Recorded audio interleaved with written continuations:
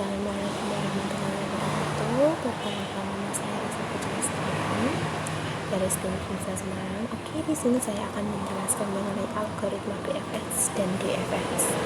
Lanjut ke slide selanjutnya. Algoritma grep. Algoritma grep traversal di dalam grep adalah mengunjungi simpul-simpul dengan cara yang sistematik.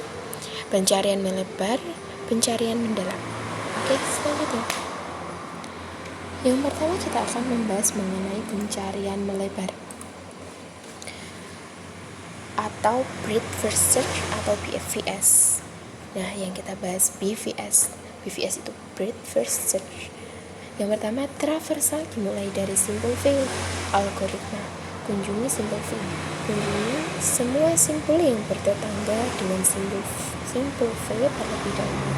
Kunjungi simpul yang belum dikunjungi dan bertetangga dengan simpul-simpul yang tadi dikunjungi. Sedemikian seterusnya.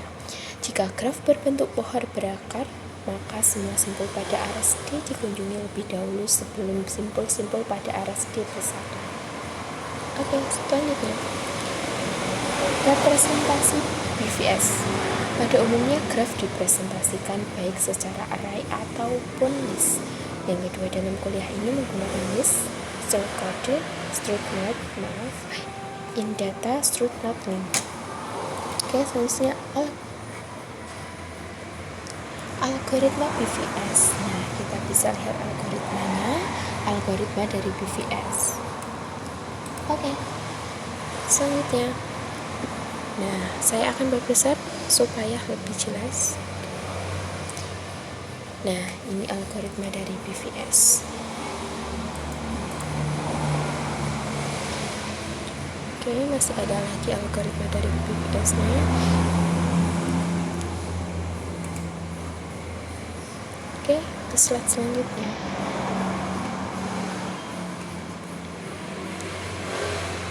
Nah, kemudian matriks 9x9. Bisa dilihat matriks 9x9.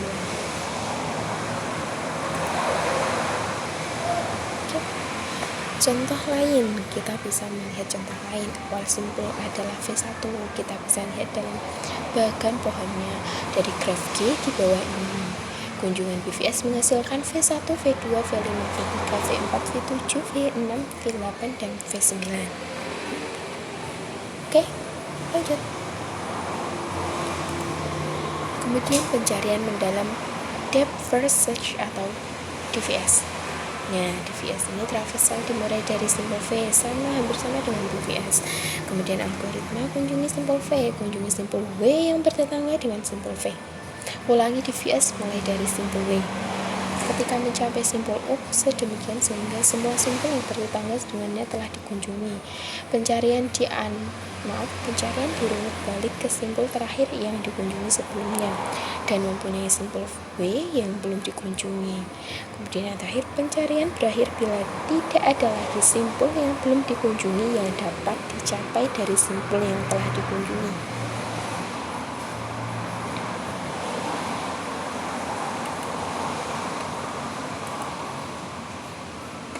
Oke, kemudian selanjutnya. Nah, representasi array. Salah satu representasi graf adalah dengan matrik n kuadrat. Matrik dengan n baris dan n kolom. Artinya baris dan kolom berhubungan ke setiap vertex pada graf. Jika ada edge dari VI ke VJ, maka entry dalam matrik dengan indeks baris sebagai VI dan indeks kolom sebagai VJ yang diset ke 1 jika VI, VJ sama dengan 1 jika VI, VJ adalah suatu edge dari graf G. Jika E adalah total jumlah edge dalam graf, maka ada entry 2E yang diset ke 1 selama G adalah graf tak berarah. Jika G adalah graf berarah, hanya entry E yang diset ke 1 dalam matrik berikutnya. Nah, ini representasi dari array. Oke, kemudian selanjutnya algoritma DFS. Nah, kita bisa lihat contoh algoritma dari DFS. Oke, selanjutnya. Oke. Ini contoh gambar dari matrik di bawah ini. Kemudian menghasilkan output dengan 0, 1, 2, 6, 8, 5, 3, 4, dan 7.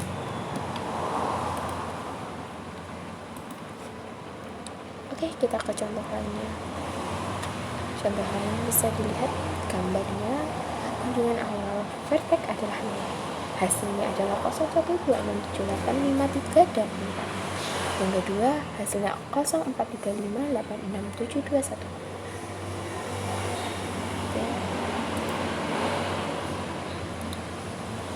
Kemudian kita analisis dari DVS. Analisis DVS.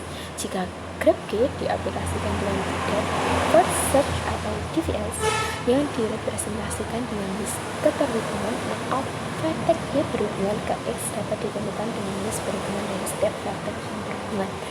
Dengan demikian, pencarian for loop untuk vertex keterhubungan memiliki total cost D1 plus D2 plus Dn sampai titik Dn, di mana D ini adalah derajat vertex VI, adalah derajat vertex VI karena jumlah node dalam list berhubungan dari vertex VI adalah DI. Selanjutnya adalah jika graf G memiliki vertex M dan E, maka jumlah derajat tiap vertex adalah D1 plus D2 sampai dengan D plus Dn adalah 2e. Dengan demikian ada total 2e node list dalam list keterhubungan G. Jika G adalah direct graph, maka jumlah total E adalah node list saja. Waktu tempuh yang diperlukan untuk melakukan pencarian secara lengkap adalah 0 dengan N sama dengan E. Jika menggunakan matrik keterhubungan untuk mempresentasikan graf G, maka waktu tempuh untuk menentukan seluruh vertex adalah 0n, dan karena seluruh vertex dikunjungi, maka total waktunya adalah 0n kuadrat.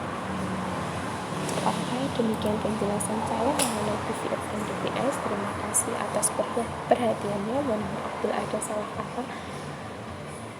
Cukup sekian dari saya. Pamit undur dulu. Terima kasih. Wassalamualaikum warahmatullahi wabarakatuh.